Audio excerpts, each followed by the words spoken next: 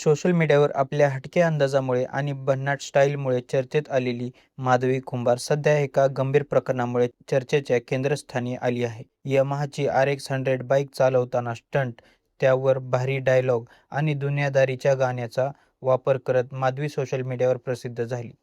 तिच्या Instagram अकाउंटवर मोठ्या प्रमाणात फॉलोअर्स आहेत. मात्र आता तिचं नाव एका गंभीर हल्ल्याच्या प्रकरणाशी जोडलं गेल्याचं सोशल मीडियावर मोठी चर्चा सुरू झाली आहे. मिळालेल्या माहितीनुसार रील स्टार अथर्व जगताप यांच्यावर तलवारीने हल्ला केल्याचा आरोप माधवी कुंभारवर करण्यात आला आहे. या प्रकरणानंतर पोलिसांनी माधवीला अटक केल्याची माहिती समोर आली आहे. या घटनेमुळे सोशल मीडियावरील प्रसिद्ध फॉलोअर्सची स्पर्धा आणि त्यातून निर्माण होणारा वाद पुन्हा एकदा चर्चेत आला आहे. मात्र या संपूर्ण प्रकरणामागचं नेमकं कारण काय? माधवी आणि अथर्व हे दोघेही सोशल मीडियावर सक्रिय असल्याचं सांगितलं जातं. दोघांच्या रील्स आणि व्हिडिओने मोठ्या प्रमाणात प्रतिसाद मिळत होता.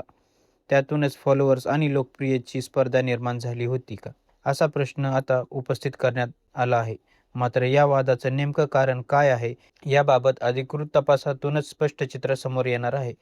या प्रकरणातील सर्वात गंभीर आरोप म्हणजे अथर्व जगतापवर झालेली कथित तलवारीचा हल्ल्यामध्ये अथर्व जखमी झाल्याची माहिती समोर आली आहे. या घटनेनंतर पोलिसांनी प्रकरणाची चौकशी सुरू केली आहे. माधवीवर गंभीर स्वरूपाचे गुन्हे दाखल करण्यात आले असल्याची माहिती समोर आली आहे. मात्र इथे एक महत्त्वाची गोष्ट लक्षात घेणे गरजेचे आहे. सोशल मीडियावर या घटनेबाबत अनेक दावे आणि चर्चा सुरू असल्या तरी नेमकी घटना कशी घडली, हल्ल्यामागचं कारण काय होतं आणि या प्रकरणात कोणाची भूमिका नेमकी काय होती, हे तपास आणि न्यायालयीन प्रक्रियेतूनच स्पष्ट होणार. माधवी कुंभार यांचं नाव याआधीही सोशल मीडिया स्टंटमुळे चर्चेत आलं होतं. यापूर्वी पुण्यात बाईकवर धोकादायक स्टंट केल्याप्रकरणात पोलिसांनी तिच्यावर कारवाई केली होती. पण आता समोर आलेले हे प्रकरण त्याहून गंभीर असल्याचं दिसत आहे. सोशल मीडियावर प्रसिद्ध होण्यासाठी सुरू झालेली स्पर्धा जर खऱ्या आयुष्यातील वाद, मारामारी किंवा हिंसाचाराचा पर्यायापर्यंत पोहोचत असेल, तर हा निश्चितच गंभीर विषय आहे. कारण काही सेकंदाच्या रीलसाठी मिळणारे व्ह्यूज आणि फॉलोअर्स क्षणिक असू शकतात, मात्र एखाद्या चुकीच्या कृतीचे परिणाम आयुष्यभर भोगावे लागू शकतात.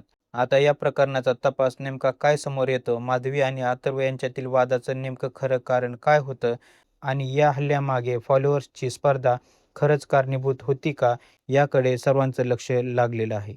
धन्यवाद.